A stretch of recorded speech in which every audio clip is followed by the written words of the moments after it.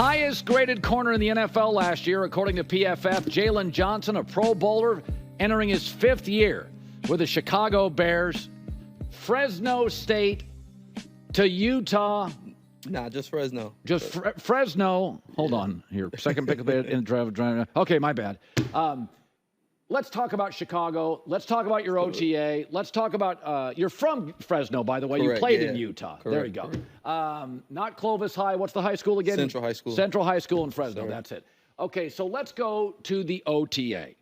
So Caleb's there. Rome Odunze is there. A couple Pac-12 guys. Let's start with Caleb Williams. Give me a moment. You're challenging him. If I'd never seen him play, what do you see with Caleb? Special. I think for me, just really like hearing it and, of course, kind of getting out there and kind of waiting to see what he really looks like and how he looks spinning the ball. Of course, for me, it was as advertised. I think it's definitely something that is special, something I haven't seen. And I know for me, there was a time we were in the coverage. We tried to give him a different look. I went back to the half. He threw it. I'm like, okay, this is easy interception. And I'm running. That ball floated right over my head. I said, ooh, that's a good touch on that. So I think just even that throw just in itself, just being able to throw the ball to the sideline right over with good touch, I feel like that's just something that isn't necessarily taught. I'm sure it's something that he's worked at through his years, but I feel like it's definitely something that is special that you don't see too often for guys coming in right away, having that confidence to throw passes like that. And I think for me, it just brings more excitement to see his maturity through this season, because I feel like that's all it's going to be about, is him learning and growing through the mistakes. And I think for me, being one of the leaders on the defense and on the team, just wanting to do what we can on the defensive side of the ball to give him as many opportunities as he needs to be able to succeed on offense, because I feel like that's what it's going to come down to. We're going to do what we need to do on defense to give them the best chance to put a lot of points up. You know, Jaylon, what's interesting about him, I always felt that he was confident, bordering on cocky, but not cocky. Like, I liked his personality. Right, I interviewed him on the air, and people are like, hey, he's very, and I'm like, no. I want my quarterback to be confident. They don't all have to be the same, big, tall, short, fat, whatever. But I thought his personality felt professional. What do you make of his personality so far? I mean, he blends in well. I think that was one of the misconceptions for me, and I know even getting caught up in people trying to label him as Hollywood and being all these things. It's like, nah, he just is who he is. He's a confident guy in himself, on the field, off the field. I think it's one of those things where he's very secure in who he is. He's very confident and knows the work that he puts in to be able to have that confidence. And at the end of the day, I mean, he's a Heisman winner. He's the guy that got drafted #1, so I don't feel like he shouldn't have confidence. At the end of the day, I think it's one of those things that he embraces and he walks in who he is as a player, who he is as a man. I think that's something that, seeing him in person, and he blended in right away with the locker room, with the guys, and that's only going to continue to grow. But I think he's came in and handled everything perfectly. Just coming in and gelling with the guys, the offense. You can see everything coming together how it's supposed to be.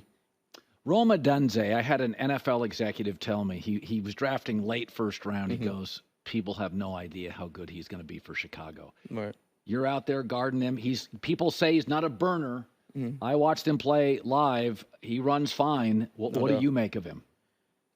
I think one thing that caught my eye with him is his contested catch. Even watching him at Washington, it was one of those things where he made a lot of good contested catches, some spectacular catches in there. And I think, like you said, he's not labeled as a burner, but I know when you get out there and you're going against him, it's like, okay, I kind of got to run a little bit down the field. And I think that's one thing that will surprise a lot of DBs in the league, just his down the field speed. Because I mean, he's not, of course, not the quickest, but I feel like when he starts picking them up and putting them down, he can really start covering some ground. So I know for me, he's kind of the same in Caleb, wanting to come in and learn, even asking me questions, me talking to him in the training room, just kind of trying to give him some game as far as how the league goes, the business of things, and just how to take care of his body. So I mean, he's definitely coming in like Caleb, being a sponge, wanting to work hard. So I mean, I'm looking forward to both of those guys and their development, especially Rome being able to go against him, and especially for camp, I want to be able to give him some tips, because I mean, I feel like for him going against the best DB in the league, I feel like he's going to be able to learn some things from me, and then I'm going to be able to push him and help him grow to where on Sundays it's a lot easier. You know, you played at Utah. Utah's a program that they make their players, their DBs tackle, they make their tight ends block. You're a physical player. No doubt. And that's what Utah asks. Yeah. It's interesting because I've watched Utah and Kyle Whittingham for a long time, and Kyle's out there in the weight room with you guys every day. Right. You came into this league in this big city, big brand, and immediately felt like not only a good corner, but a physical player, a leader. Is it hard for a rookie? You didn't seem to have a problem. You're a good talker. You got a person. They told me before I saw you, like a big personality, Yes, loves to mix it up. But I felt when you came into the league, immediately you talked to the press in Chicago. You didn't have any problem with that. A lot of rookies aren't comfortable with that. Is it your personality? Where does that come from? It's hard. I would say more so my personality, but also I think too, working and training at it, I would say since I was in high school. I think it was somewhere I would kind of talk to my brother, talk to my dad, do like some interview training with them. Oh, you did? Yeah, no, because I mean, I think for me that separates you from a lot of athletes. I think being able to talk, being able to articulate, not using a whole lot of ums and not just giving one word answers and things like that. So I definitely started that process early, and then going through college, I was a communication major, so I had a public speaking class. I had to get in front of people and present. So for me, it kind of came easy. And then, of course, getting into Chicago in the big city, they always want to put the microphone in front of your face, especially when you're coming in. Oh, Chicago's a big, aggressive media. Yeah, no doubt. So I think for me, it just was learning how to handle it, and I think just embracing it, because the media, to me, depending on how you handle it, can either help you or hurt you. And I think for me, I kind of use it as one of my tools to be able to get who I am out there, get my personality out there, and honestly just be able to speak the truth and speak my truth. I think at the end of the day, and I think that's kind of what draws the media to me, being able to keep it real. Sure. And also like my weekly shows that I do. I mean, I give raw, uncut. I mean, That's feelings right. about how I feel about things. From very early on, it was obvious you were going to be a centerpiece of this defense. What's interesting is the Bears, Eberflus is a defensive guy. You guys created some turnovers. I thought your defense at the end of the year, when they got Montez Sweat, I was like, oh, it's a real defense. Right. In fact, I was surprised you didn't go get a defensive end with the second pick. You went and got Odunze, who I love, but I thought Chicago's history, they love their defensive guys. Right. They're going to go get a rush end, and there was a couple available. What was the difference in the last 7 or 8 games defensively? Because was it just Montez? What was it? Because it was different. I think it started with us getting healthy. I think too, in the beginning of the year, we weren't fully healthy. I know the secondary wasn't healthy. I know Kyler had broke his hand, I think, in the first game.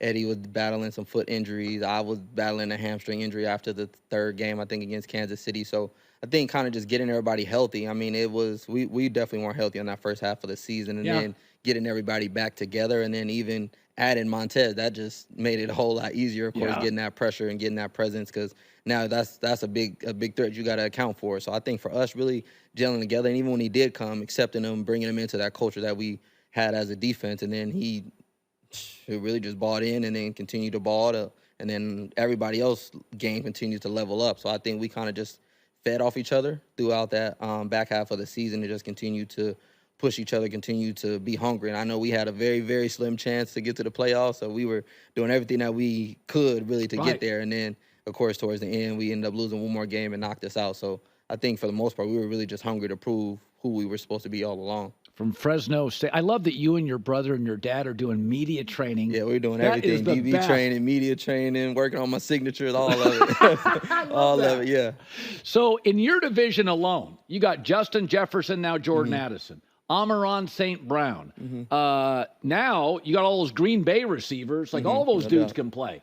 So like, let's say you're going in coverage and here comes Justin Jefferson in motion. Probably the best receiver in the league. Yeah. Is there a way to cover the best receivers? Like, is there something I don't want you to give me your, well, I do want you to give me I can't give you too much. But does every receiver, even Justin Jefferson, have a little weakness? It's hard to say a weakness. I think at the end of the day, I feel like different DBs and corners match up against different receivers. You're physical. Yeah. I feel like for me, I like being able to be versatile. I feel like somebody like him, I feel like you definitely have to be able to move your feet and win with your feet. And I feel like that's one of the things I do best is move my feet and win with my feet. And I feel like that's definitely something that I feel like gives a lot of receivers issues, no matter who it is. But I feel like specifically for him, you definitely got to be able to win with your feet, be physical, and also win at the catch point, because he's going to make some great catches. So I think for me, that's one thing I take pride in doing with any and every receiver. But I know specifically for him, that's something that's going to be very, very important. You got to have good eye discipline, good feet, and be able to win at the catch point, because he's going to make some good catches. And then even just keep your confidence, because he's going to make some catches. How much film do you have to watch on the great ones? There's really no answer to it. You just got to watch it until you watch it at home? Yeah, I mean, everywhere. I mean, a lot of times in defensive installs or whatever, it's like, I know what cover 2 is, cover 1 is, coach. I need to know what Justin Jefferson's doing. So I think for me, I'm kind of watching it throughout the building, watching after practice, before practice, watching it at home before I go to sleep. I mean, it's something that you definitely got to study and master to where you get in the game. And it's like you already seen, like you already played the game. You're just doing, you're not thinking. Yeah, no doubt, no doubt. Finally, Chicago's a great American city. So I go to Chicago. My wife's from around the area. Those home games in the fall, Packers coming into town. I mean, don't get me wrong. Utah's great. Was it a game last year, Oregon, Utah? It wasn't a good game for Utah. But take me to all these rookies, playing at Soldier Field, historic. Maybe the Packers or the Niners or a team comes into town. Is it just you ever pinch yourself and think, this is my dream? Yeah, I think I felt like that clearly my second year, because I didn't have fans my rookie year. So I think really just that first game against the Packers, I want to say was early my second year when we played. And that, especially for me, I was able to match up against Devontae. So just having that whole experience of matching up against Devontae Adams, Aaron Rodgers, coming out there, seeing the pride that the Chicago Bears fans have, especially when it comes to the Packers, I think it's something that is second to none when it comes to rivalries, when it comes to energy and pride. I think it's definitely something that Chicago brings a different energy to. And I think even with hopefully getting a new stadium, it's only going to go up. It's only, I mean, the city wants to win, especially against the Packers. So I think it's always an environment. That's what Chicago is known for, is the energy, the fans. Oh, great sports fans. Yeah, no doubt. Intense, though. They'll call you out. Yeah, no. Hey, you drop that pick in the end zone, you'll hear it. Yeah, you got to perform in Chicago. Hey, man, great to meet you, Jaylon Johnson. Appreciate I asked my guest booker, Dave Coelho, I said, how is the young man? He said, you're going to love him, big personality, ready to go. The fact that you were practicing interviews and your signature, that's all I need to know. No doubt. You're Pro Bowler off the field, become one on the field. Great seeing you. Yes, sir. Appreciate you. All right. Hi, everybody. It's me, Uncle Colin. Subscribe here to get the latest from the herd, including exclusive behind-the-scenes videos and more, wherever you may be, however you may be watching. Thanks again for making us part of your day.